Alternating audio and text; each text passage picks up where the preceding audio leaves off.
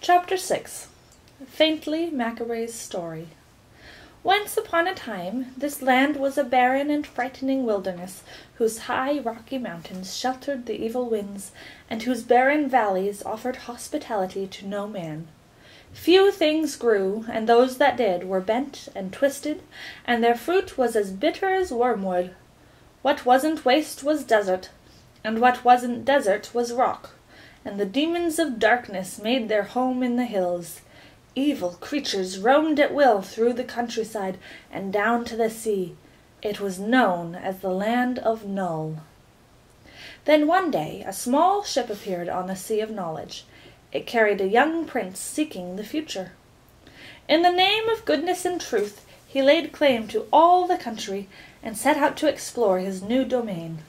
The demons, monsters, and giants were furious at his presumption, and banded together to drive him out.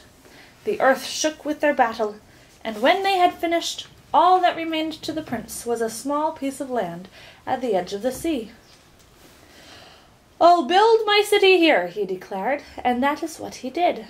Before long, more ships came bearing settlers for the new land, and the city grew and pushed its boundaries farther and farther out. Each day it was attacked anew, but nothing could destroy the prince's new city. And grow it did. Soon it was no longer just a city. It was a kingdom, and it was called the Kingdom of Wisdom. But outside the walls all was not safe, and the king vowed to conquer the land that was rightfully his. So each spring he set forth with his army, and each autumn he returned, and year by year the kingdom grew larger and more prosperous. He took to himself a wife, and before long had 2 fine young sons to whom he taught everything he knew, so that one day they might rule wisely. When the boys grew to young manhood, the king called to them and said, "I am becoming an old man and can no longer go forth to battle. You must take my place and found new cities in the wilderness, for the kingdom of wisdom must grow." And so they did. One went south to the foothills of confusion and built Dictionopolis, the city of words, and one went north to the mountains of ignorance and built Digitopolis, the city of numbers. Both cities flourished mightily, and the demons were driven back still further. Soon other cities and towns were founded in the new lands, and at last only the farthest reaches of the wilderness remained to these terrible creatures, and there they waited, ready to strike down all who ventured near or relaxed their guard. The 2 brothers were glad, however, to go their separate ways, for they were by nature very suspicious and jealous. Each one tried to outdo the other, and they worked so hard and diligently at it that before long their cities rivaled even wisdom in size and grandeur. "Words are more important than wisdom," said one privately. "Numbers are more important than wisdom," thought the other to himself, and they grew to dislike each other more and more. The old king, however, who knew nothing of his son's animosity, was very happy in the twilight of his reign, and spent his days quietly walking and contemplating in the royal gardens. His only regret was that he'd never had a daughter, for he loved little girls as much as he loved little boys. One day, as he was strolling peacefully about the grounds, he discovered 2 tiny babies that had been abandoned in a basket under the grape arbor. They were beautiful, golden-haired girls. The king was overjoyed. "They have been sent to crown my old age," he cried, and called the queen, his ministers, the palace staff, and indeed the entire population to see them. "We'll call this one Rhyme and this one Reason," he said. And so they became the Princess of Sweet Rhyme and the Princess of Pure Reason, and were brought up in the palace. When the old king finally died, the kingdom was divided between his 2 sons, with the provision that they would be equally responsible for the welfare of the young princesses. One son went south and became Azaz the Unabridged, king of Dictionopolis, and the other went north and became the Math-Magician, ruler of Digitopolis. And, true to their words, they both provided well for the little girls, who continued to live in wisdom. Everyone loved the princesses because of their great beauty, their gentle ways, and their ability to settle all controversies fairly and reasonably.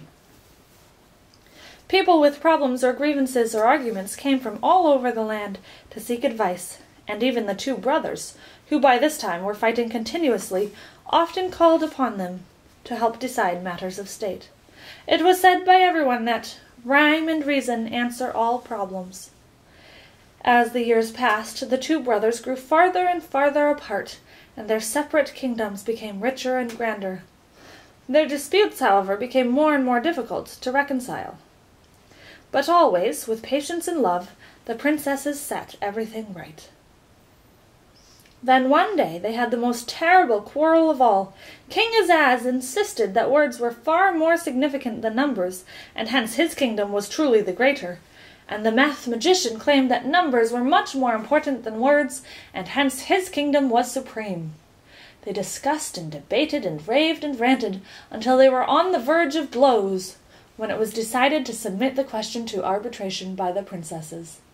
After days of careful consideration, in which all the evidence was weighed and all the witnesses heard, they made their decision. Words and numbers are of equal value, for, in the cloak of knowledge, one is warp and the other woof. It is no more important to count the sands than it is to name the stars. Therefore, let both kingdoms live in peace. Everyone was pleased with the verdict. Everyone, that is, except the brothers, who were beside themselves with anger. "What good are these girls if they cannot settle an argument in someone's favor?" they growled, since both were more interested in their own advantage than in the truth. "We'll banish them from the kingdom forever." And so they were taken from the palace and sent far away to the castle in the air, and they have not been seen since. That is why today, in all this land, there is neither rhyme nor reason. "And what happened to the two rulers?" asked Milo. "Banishing the two princesses was the last thing they ever agreed upon, and they soon fell to warring with each other. Despite this, their own kingdoms have continued to prosper, but the old city of wisdom has fallen into great disrepair, and there is no one to set things right. So, you see, until the princesses return, I shall have to stay here." "Maybe we can rescue them," said Milo, as he saw how sad the witch looked. "Ah, that would be difficult," she replied. "The castle in the air is far from here, and the one stairway which leads to it is guarded by fierce and black-hearted demons." Tok growled ominously, for he hated even the thought of demons. "I'm afraid there's not much a little boy and a dog can do," she said. "But never you mind, it's not so bad. I've grown quite used to it here. But you must be going, or else you'll waste the whole day." "Oh, we are here for 6,000,000 years, sighed Milo, "and I don't see any way to escape." "Nonsense," scolded the witch. "You mustn't take Officer Shrift so seriously. He loves to put people in prison, but he doesn't care about keeping them there. Now just press that button in the wall and be on your way." Milo pressed the button, and a door swung open, letting in a shaft of brilliant sunshine. "Goodbye! Come again!" shouted the witch as they stepped outside, and the door slammed shut. Milo and Tok stood blinking in the bright light, and, as their eyes became accustomed to it, the first things they saw were the king's advisers again rushing toward them. "Ah, there you are! Where have you been? We've been looking all over for you. The royal banquet is about to begin. Come with us!" They seemed very agitated and out of breath as Milo walked along with them.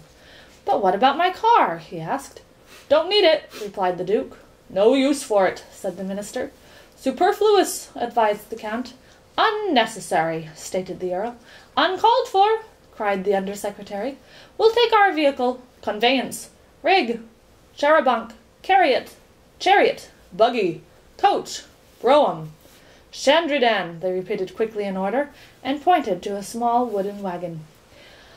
"Oh dear, all those words again," thought Milo as he climbed into the wagon with Tok and the cabinet members. "How are you going to make it move? It doesn't have a—" "Be very quiet," advised the duke, "for it goes without saying."